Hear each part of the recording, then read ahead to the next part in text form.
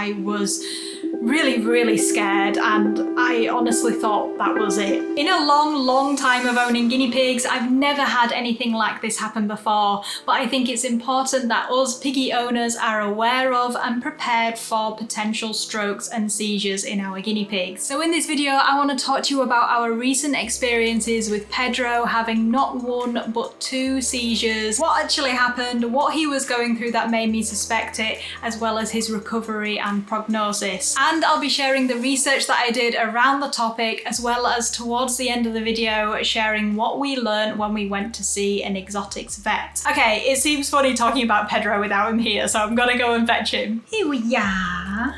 Hello.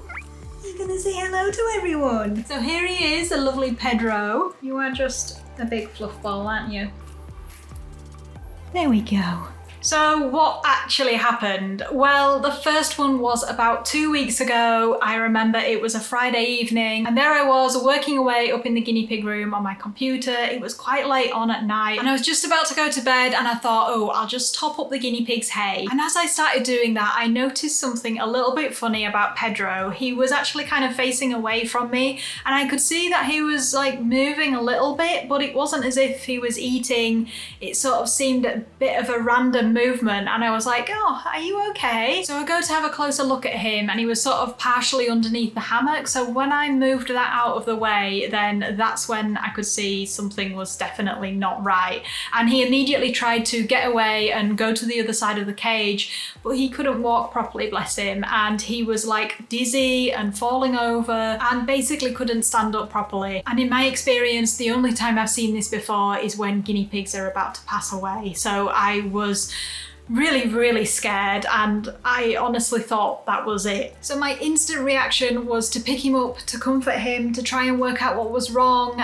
But when I did this, I realized straight away it was not helping. He immediately was fighting me, he was struggling, and I just had to put him back in the cage because he was not a happy piggy. But what I could see is that he was sort of out of it. He was like in a daze, and sort of his head was kind of like going backwards. His eyes were a bit all over the place, but it wasn't until the second seizure that I really kind of understood what was happening with his eyes, so we'll get onto that. But yeah, I didn't know what to do because I'd never had this experience before. So I pop him back in the cage, and I'm just sort of watching him, and he's trying to walk around.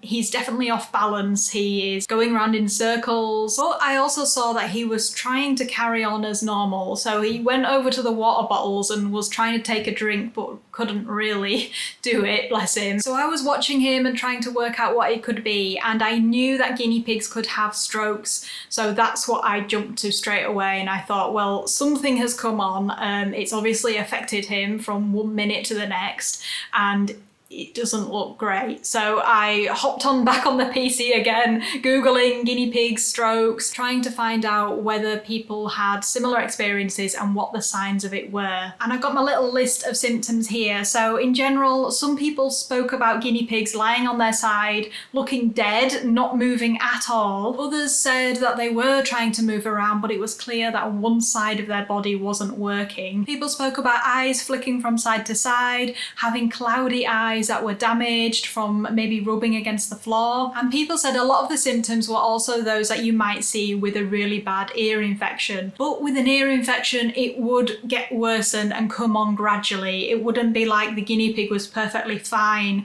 one minute and then suddenly they were in a complete off balance and not being able to walk properly. And lastly, people also talked about their guinea pigs not being right afterwards and having a long recovery period from a few days to several weeks to syringe feeding and helping them kind of get back on their feet and get back to normal, which generally does seem to be what guinea pigs are able to do after having a stroke. Sometimes they could have quite a mild stroke and be unaffected by it, but then other times it could be more severe and they have these weeks of recovery afterwards. So I was reading all of this whilst also glancing back to Pedro and thinking, oh my god, what's happening with him? Is he okay? But the more I watched him, I kind of realised that he was rapidly getting back to normal. So he kind of got his balance back. He was walking around the cage, maybe slightly lopsided at first, but then seemed to be better after maybe 10-15 minutes, and I carried on watching him for probably an hour or more, and by the end of that time, and the time which I was happy to leave him and go to bed,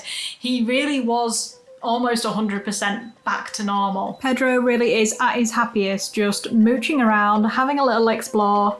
As you can see, he has no fear whatsoever, and a lot of the time I do just bring him down here on his own in the living room with just a little bed to go back to. You gotta demonstrate that for us.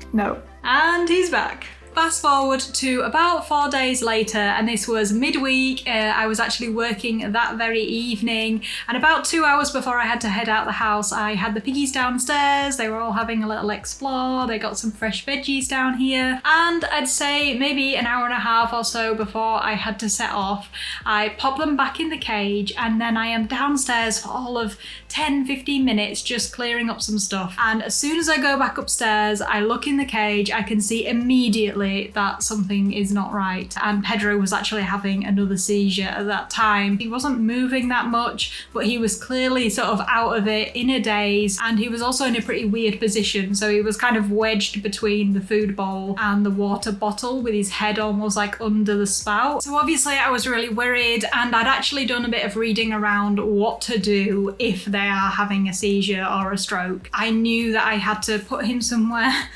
He's struggling there.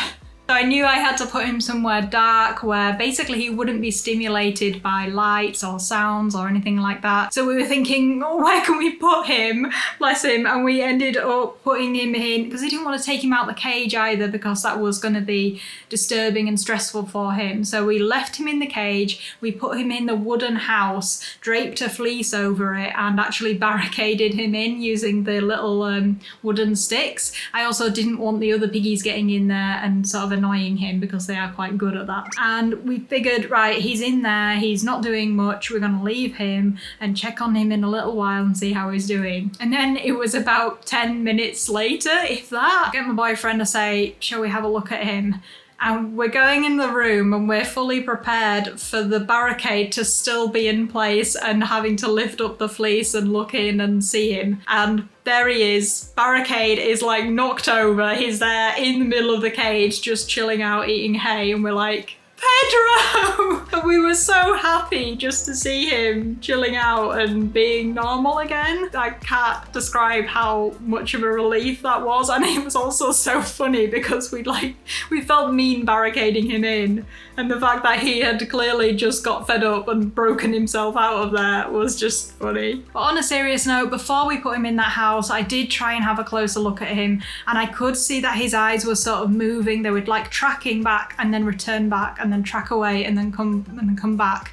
And I had read that that was a sign of what some people described guinea pigs having a stroke as doing. So again, I thought, right, well, it's a stroke. And now the fact that he's had a second one so soon after the first is not good. But I did ring the vets and I told them what I thought had happened. So later that same day, we found ourselves at the vet surgery, and as I said at the beginning of the video, it was actually really useful to go, and it gave me a lot of clarity on my kind of strategy to that point, which was reading as much as I could on the internet. And it was really, really useful to speak to a professional vet, and of course an exotics trained vet who knows about guinea pigs as well. And the vet was really, really thorough. She asked me so many questions about what exactly happened when Pedro had his episodes, and she also gave Pedro a really thorough inspection. So she looked in his ears, in his mouth. We even had him walking up and down on the floor so she could get an idea of whether he was using all of his limbs properly. And she was 100% happy that he had fully recovered from his episodes, as she called them. So that was a relief to hear. And then she also ran through what it could have actually been, and this is where, interestingly,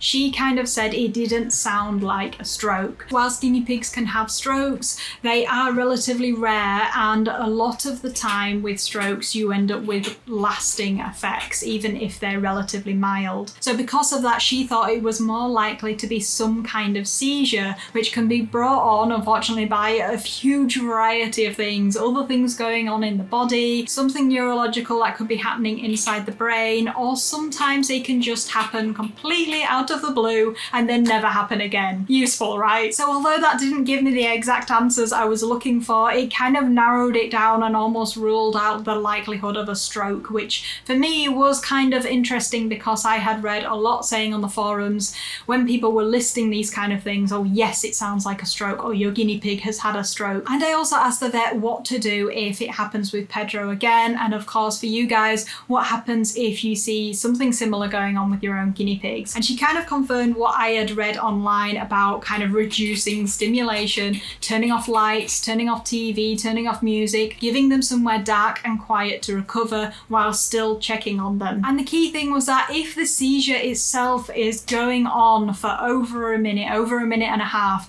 then that's when it becomes an emergency. That's when you need to be ringing the emergency vets and bringing them in as soon as you possibly can. So I also asked whether there was anything we could do to prevent it happening again, and she did speak about anti-seizure medication and the fact that it exists for dogs and cats, but it's not licensed in guinea pigs and it can have side effects which could be more severe in guinea pigs compared to other animals. So because of that, their practice, and I think exotic vets in general in this country, are quite wary about prescribing anti-seizure medication to guinea pigs, and will only really do it if the guinea pig's got an obvious problem where they're having maybe multiple seizures a day. And something she did say, which I didn't think of myself, was to actually record your guinea pig if you manage to catch them having a seizure or just after it. Obviously you want to get them comfortable and everything else first, but it might be useful for the vets to see exactly what's going on with them. So maybe it would have been useful for her to see Pedro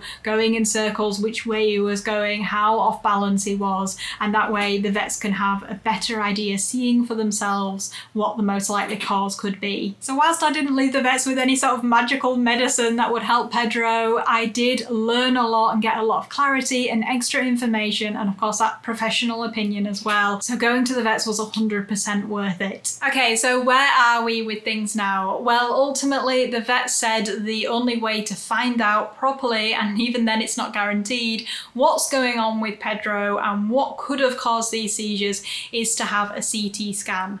The only problem with them is they are extraordinarily expensive, or at least I was quoted over £1,000, and the vet acknowledged that sometimes these things happen out of the blue and they might have no apparent cause, and a CT scan wouldn't give you any answers if that was the case. So she advised what I might want to do is to hold off on things, wait to see if he has any more episodes, and then make a decision. And touch wood, he hasn't. So it's been about probably 2 weeks since he had that second one, and he has been completely fine and completely normal. So we are just going to see how things go, and if we decide to go back to the vets and do the CT scan, then we will do that. And of course, if that happens, I will keep you guys updated. But in the meantime, I don't know whether enjoy is the right word. I hope you learned something from this video and you found it useful and you feel a bit more kind of knowledgeable and prepared if anything like this happened with your own piggies, which of course we really hope it doesn't. So that's where I'm going to leave this video for today, guys. If you did find it useful, then give us a thumbs up, and please share your thoughts and any of your own experiences in the comments below. It's really useful for me to read and also other people to read and learn from as well. Okay guys, thank you so much for watching, and we will see you in the next video. Bye bye!